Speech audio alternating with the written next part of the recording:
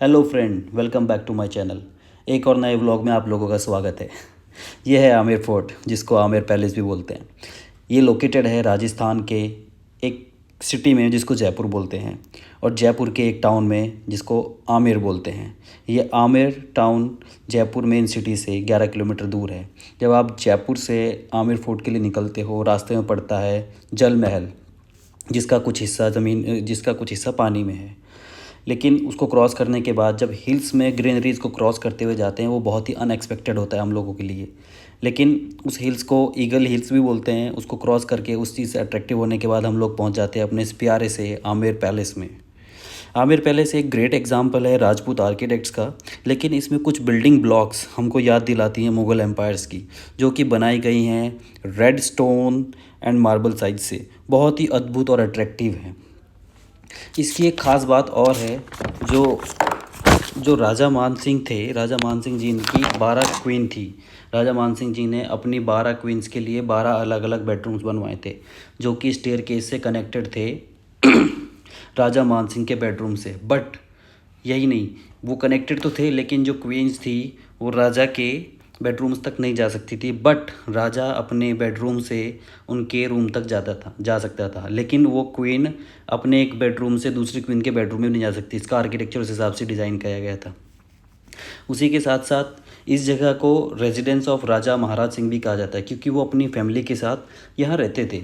उनकी फैमिली, घर परिवार पूरा यहीं पे रहता था। और इसकी एक मेन एंट्रेंस में एक मंदिर बनाया गया है, जो शीला देवी जी को डेडिकेट किया गया था। यही वो मेन एंट्रेंस है, और इसकी लेफ्ट साइड में वो मंदिर बनवाया गया है। और राइट में अगर आप देख रहे हो, ये इतना खूबसूरत जो लॉबी टाइप सा है, जिसको हम लॉबी भी बोल देते हैं, पेड़ भी लगे हुए हैं।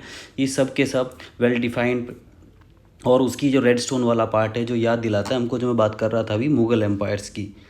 Thank you so much. आज की वीडियो में इतना ही है। और इसके साथ साथ हाँ रहा, एक चीज़ और बता देता हूँ। मैं यहाँ पे आने के लिए आपको ऐसा नहीं है कि आपको पैदल ही चल के आना पड़ेगा। उस टाइम पे यहाँ पे हम आ सकते थे, उससे भी हाथियों से भी चढ़ के आ सकते थे। और इसके फ्रंट में अगर आप देखोगे, बिल्कुल एक इतना खूबसूरत सा तालाब है, और इस तालाब के बीच में क्या ग्रीनरीज है यार। बहुत ही अद्भुत है, बहुत ही खूबसूरत है देखने के लिए। और यहाँ पर विज़िट करने का अगर आप प्लान कर रहे हो, तो बेस्ट टाइम होता है यहाँ पर विज़िट करने का एंड ऑफ द दिसंबर या जनवरी में। उसके साथ साथ इसी महल के अंदर जब आप जाओगे तो आपको मिलेगा एक शीश महल बोलते हैं जिसको।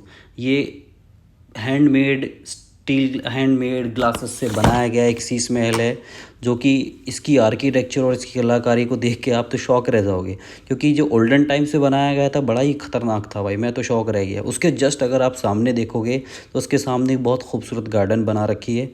उसके बीचों बीच सेंटर में एक 7 स्टार वाला कुछ प्लेसमेंट कर रखा है। उसके चारों तरफ ये है। फिर वहाँ से लेफ़्ट साइड में जब निकलोगे तो आपको ये तो हमने कभी सोचा ही नहीं है कि राजा महाराजाओं के टॉयलेट्स और लैट्रिन्स कैसे होते होंगे। ये आप जो देख रहे हो, ये उनके टॉयलेट्स है, लैट्रिन्स है।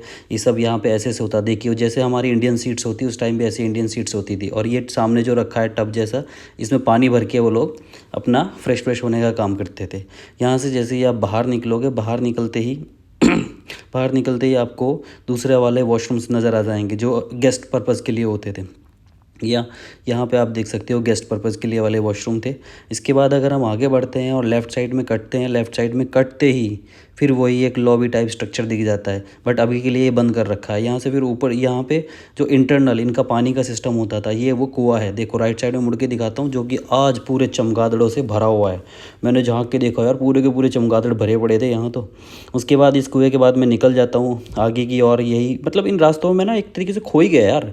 खोने के बाद मैं सोच रहा था जैसे तैसे बाहर निकल जाऊँ यार। उसके बाद मैं यहाँ से बाहर निकला। फिर ये एक लॉबी टाइप आती है, जो कि उस टाइम पे बच्चों को कुछ पढ़ाने के लिए या कुछ अपना डिस्कशन करने के लिए एक छोटा सा, जैसे आज हम लोग बना देते हैं अपने बेडरूम इस तरह का कुछ एक छोटा सा बनाया हुआ था, जो मेरे को गाइड ने बताया। बट मेरे को वो जमा नहीं। ये सामने पूरा का पूरा स्ट्रेट कॉरिडोर है। यहाँ से कॉरिडोर से होने के बाद बाहर सीधा मैं पकड़ लेता हूँ एग्जिट। और एग्जिट करने से पहले यहाँ पे था एक बहुत ही खूबसूरत CCD। तो CCD में बैठता हूँ, यहाँ एक छोटी चिड़िया के साथ ब्रेकफास्ट करता हूँ। ब्रेकफास्ट करने के बाद उसके बैक साइड में ग्रीनरीज को इन्जॉय करके थोड़ी देर रेस्ट करके यहाँ से मैं एग्जिट कर लेता हूँ। एग्जिट करने के बाद मैं अपने इस व्लॉग को यही ख़त्म करता हूँ। होपफुली अगर आपको अच्छा लगा हो तो प्लीज़ लाइक, शेयर, सब्सक्राइब कर सकते हो अगर आपको अच्छा लगा। Otherwise please ignore and have a nice day. Thank you so much.